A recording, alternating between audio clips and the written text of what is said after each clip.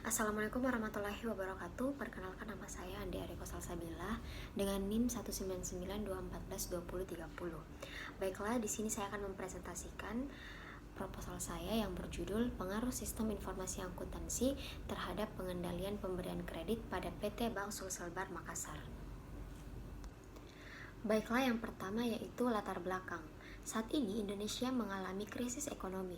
Untuk keluar dari krisis ini, maka Indonesia meningkatkan pembangunan di segala sektor, baik sektor ekonomi, politik, dan sosial budaya yang tentu saja memerlukan dana dengan jumlah yang sangat besar. Kemudahan dana ini tidak semudah mencetak uang yang sebanyak-banyaknya yang akan menyebabkan inflasi. Tetapi kemudahan dana ini dapat diperoleh negara tanpa mengalami inflasi adalah dengan cara menghimpun dana dari masyarakat dan menyalurkannya kepada yang membutuhkan. Meningkatkan aktivitas dunia usaha, khususnya sektor industri, menimbulkan berbagai kebutuhan, antara lain kebutuhan dana untuk keperluan membangun atau memperluas bidang usaha. Tambahan dana kadang tidak seluruhnya dapat diperoleh dari perusahaan itu sendiri, tetapi dapat juga diperoleh dari pihak luar perusahaan, yaitu lembaga yang biasa memberikan bantuan dalam bidang keuangan adalah lembaga keuangan khususnya perbankan. Dengan demikian, peranan dalam dunia usaha sangat terasa dan berpengaruh. Perkembangan dunia usaha harus diikuti dengan perkembangan di bidang perbankan sebagai lembaga penunjang dan pendorong kelancaran dunia usaha.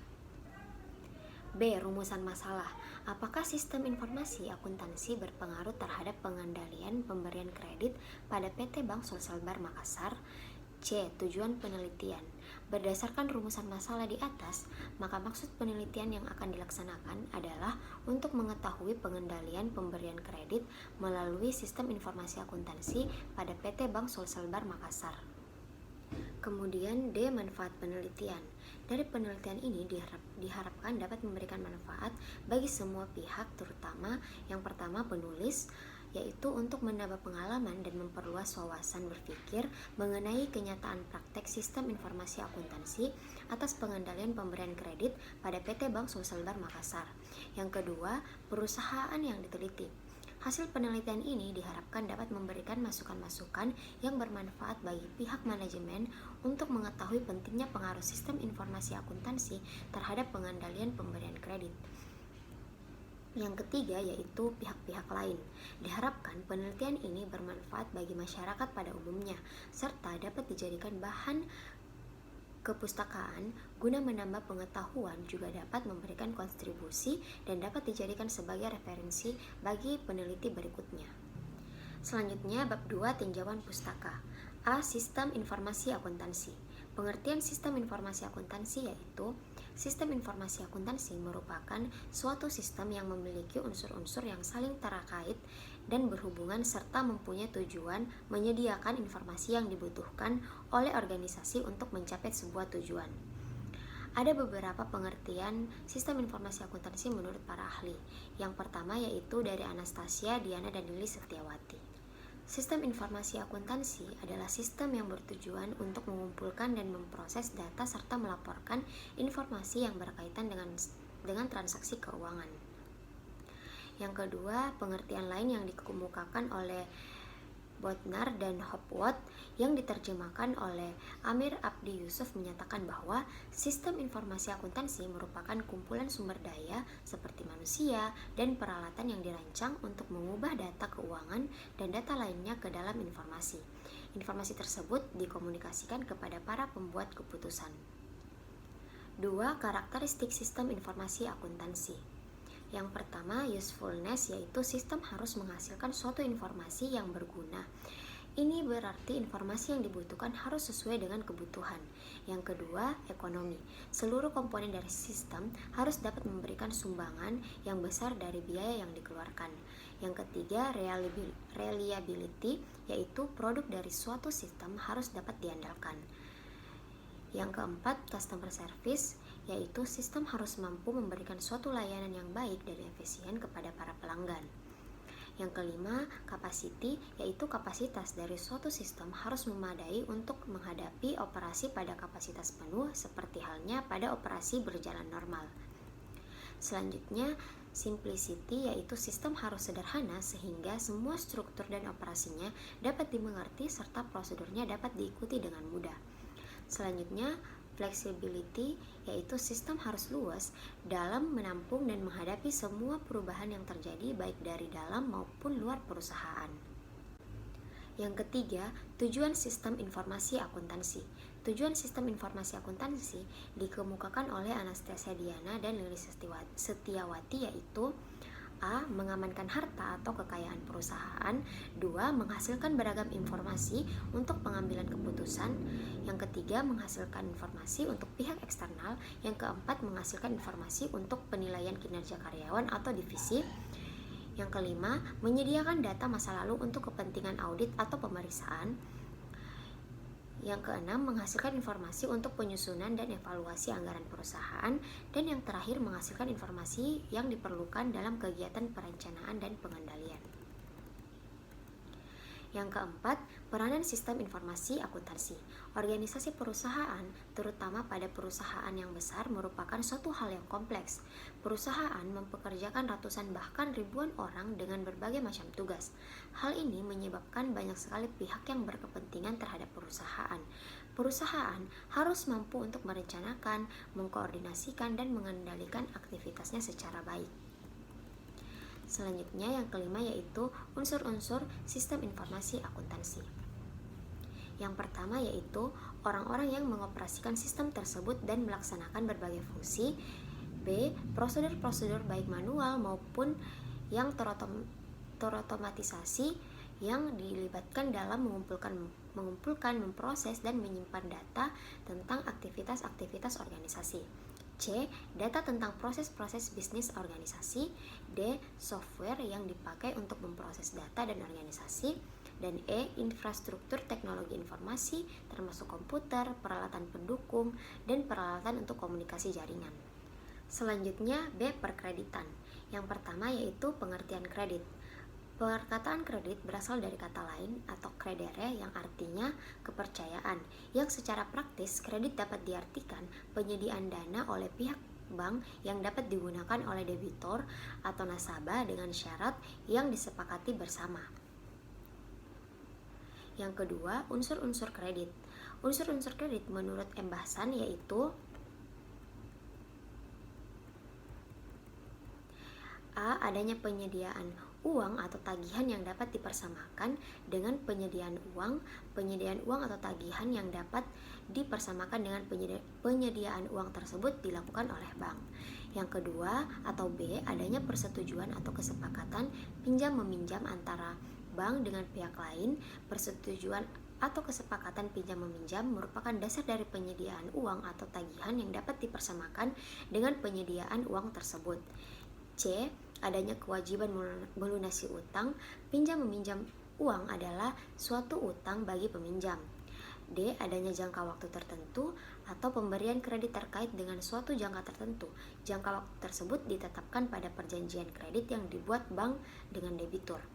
E. Adanya pemberian bunga kredit terhadap suatu kredit sebagai salah satu bentuk peminjaman uang ditetapkan adanya pemberian bunga. Bank menetapkan suku bunga atas pinjaman uang yang diberikannya. Yang ketiga yaitu tujuan kredit.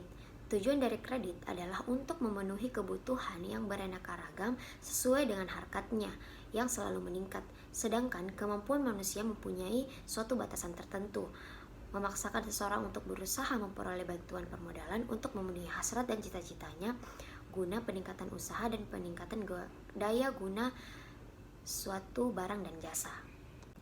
Yang keempat yaitu fungsi kredit. Firdaus dan Arianti menjabarkan lebih rinci fungsi-fungsi kredit sebagai berikut. A. Kredit dapat memajukan arus tukar-menukar barang-barang dan jasa-jasa. B. Kredit dapat mengaktifkan alat pembayaran yang ideal. C. Kredit dapat menciptakan alat pembayaran baru. D. Kredit sebagai alat pengendalian harga. E. Kredit dapat mengaktifkan dan meningkatkan manfaat atau faedah kegunaan potensi-potensi ekonomi yang ada. Yang kelima yaitu kebijakan kredit. Kebijakan sehat kredit yang dibuat sesuai dengan kebutuhan masing-masing bank. Kebijakan yang baik adalah kebijakan yang cukup luas untuk keadaan yang berubah-ubah dan memberikan peluang untuk keputusan-keputusan individual.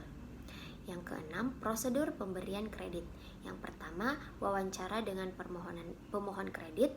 Yang kedua, pengumpulan data. Dan yang ketiga atau terakhir yaitu tahap keputusan atas permohonan kredit. Selanjutnya, C. Pengendalian internal.